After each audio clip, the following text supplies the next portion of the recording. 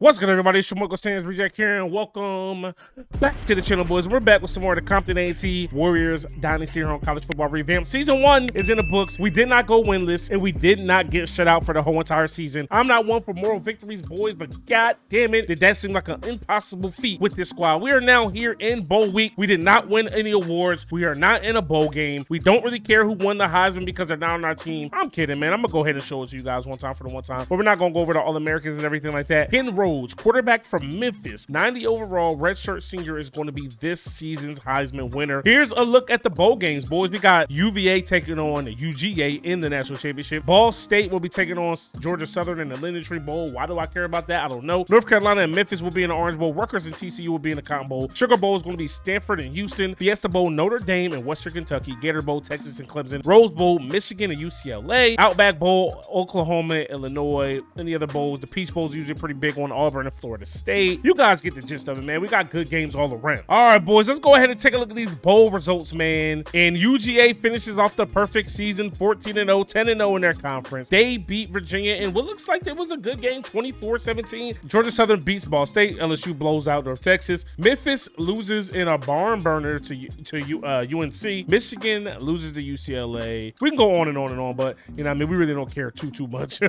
right, boys, season stats for us, man. Travis Simon led us in everything. 9 touchdowns and 19 picks, 200 yards a game, 41% completion percentage, 194 for 466 on the ground. -3, -8, -11, -1.7. That's for the whole entire season. Our biggest yards per rush was 11.7 for Brandt. That was at the quarterback position. Hagan averaged 1.2 yards a game for the entire season. He had 1 rushing touchdown. Simon had the other. We didn't have a lot of rushing yards per, and then leading us in receiving, Dan Hagan, 41 for 349, 1 touchdown. Stevenson, 41 for 692, touchdowns. 39 for 471 for Matt Jenkins, 31 for 449 for Sean Smith. Dukes also had 20 for 247, 2 touchdowns for Dukes, 2 touchdowns for Smith, 2 touchdowns for Stevenson. Blocking wise, 11 sacks given up by Dixon, 6 by Graham, 5 by Lemon and Johnson. Thornton led us in tackles with 99, 91 solo. We kind of went over his stats last game. McNeil led us in sacks with 5.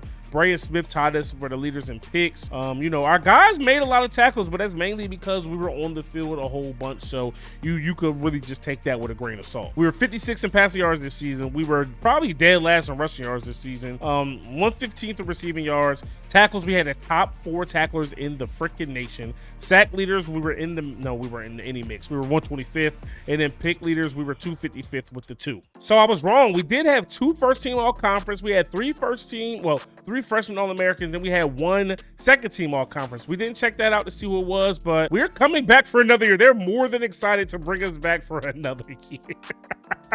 That's how bad this program is, boys, but it's because he went 6-6 his very first season. 1-11, they knew, the circumstances we were facing. They knew the backlash. They knew, they knew we were pretty much doing this with one hand tied behind our back, so we don't got to go to coaching carousel, man. We strictly go to players leaving. All right, boys, so when it comes to players leaving, we had 1 person leaving. Wasn't even aware, my man's. Senior quarterback Gerald Edwards, 40 overall, probably was never going to play anyway, so long, good riddance. Now, here's something to be excited about, man. When it comes to transfer requests, we have 3 guys wanting to come to be a part of what we're trying to build here in Compton.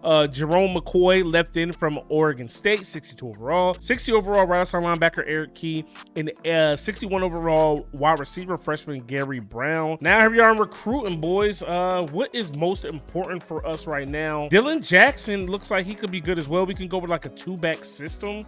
We got a kind of a lead on him, so I'm going to probably add a lot of points on him.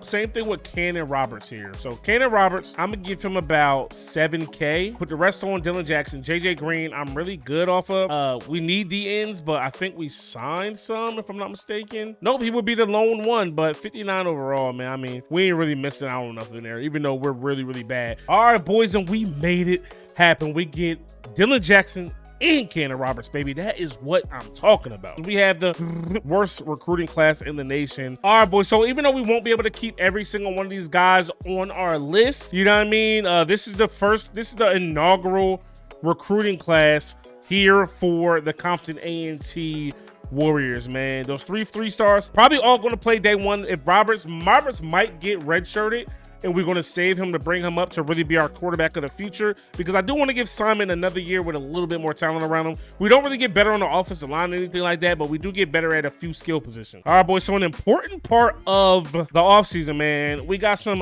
position changes to be made. I don't think we have any athletes. We do. McKelty Johnson, I think I'm going to put him at wide receiver, and still, even though he's the wide receiver, play him at linebacker somewhere. But I don't think our linebackers were too bad for the most part. So for right now, you know what I mean, we're going to go ahead and put him at receiver just because he adds a lot of skill there. So I don't think we really need to change possessions anywhere, because a lot of these guys, you feel what I'm saying, we're all the same class, sophomores and stuff like that. Jerome McCoy, the transfer at left end, who can't play this year though, so we'll go ahead and move you to left end. All right, boys, here we are at player progression training results. Now, some of the guys are amazing with these mods and everything like that.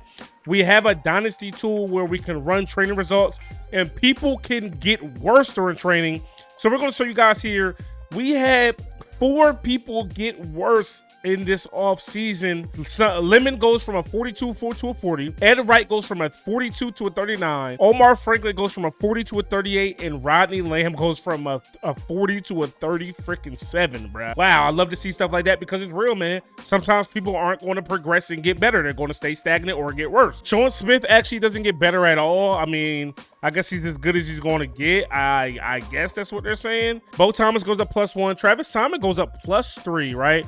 No speed or anything like that, but his throw accuracy reaches a good threshold. He goes up +5 to 70. Stevenson goes up +1. Let's take a look, see if it's catching. His awareness went up a lot, +11, so definitely happy about that. And then look at Gary Brown. It looks like freshmen now train with this new mod as well. So even though he's a transfer, he goes up +4 now to 65. For the most part, nobody really goes up a crazy amount, man, as we slowly but surely go through all of these training results. People are still in the 40s. Thornton doesn't get better at all. People are still staying stagnant, still staying where they are, man. But, you know, all in all, I'm liking what we see. All right, boys, so here we are on cutting players. We're 5 players under the roster size threshold, right? Now, I thought about a storyline where, since some of these recruits are trash, we're going to say they're not on scholarship and that they're preferred walk-on, because I don't want certain players playing both sides of the ball, like Marcus Thornton and stuff like that, and we're going to be getting some walk-ons. So that's where I think I'm going to go right now. It's not like we got 10 ringers, right, who are really going to make a difference. We still recruited guys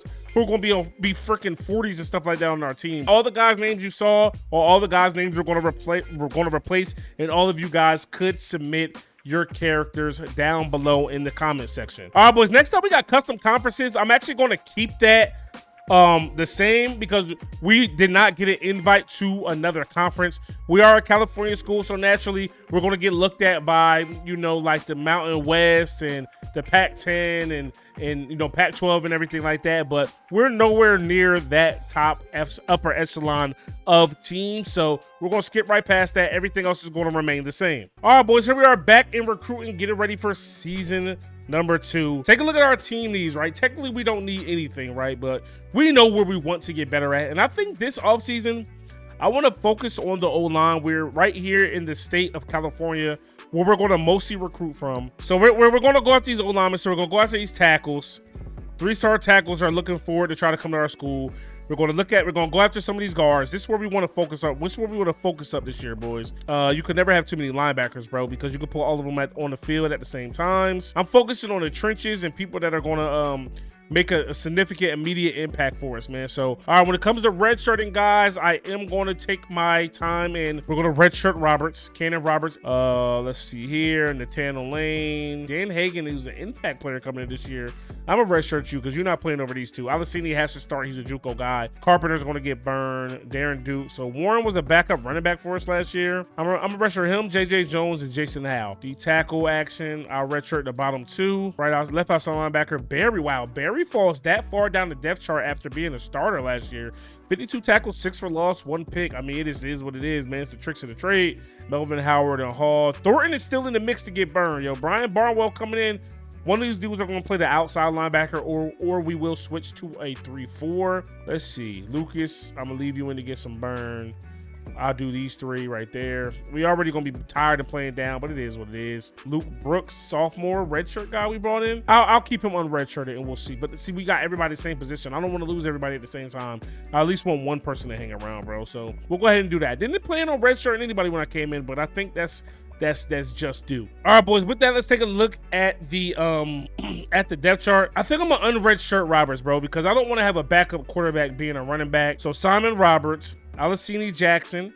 Roberts is even a backup running back. God, please help us. Stevenson, McKelty Johnson, Donald Carpenter, Dylan Jackson is going to be our 4th receiver. I mean, even Roberts is up there trying to be receiver. That's how, like, down we are. Matt Jenkins still the #1 guy at tight end with Dawson there. Left tackle, Surrey. That's tough. William Kings will be starting at right tackle.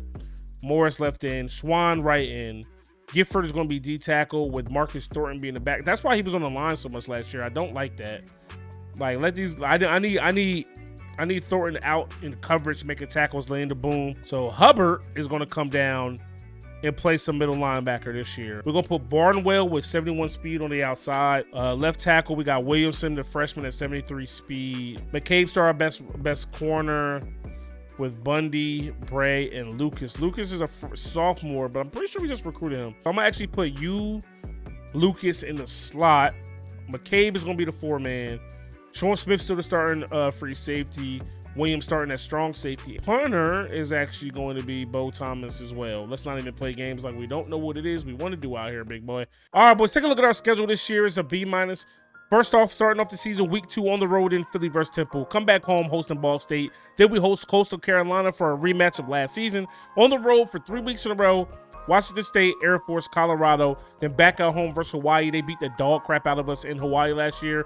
Then we also are going to have Troy come visit us in Compton. Same thing with the Navy. Then we go back on the road to Oregon. We finally got a bye. We play our main rival, Cal, and then we're going to end off the season on the road in West Point, taking on the Army West Point Black Knights. All right, boys. So, you know, we got 20 people on our recruiting board.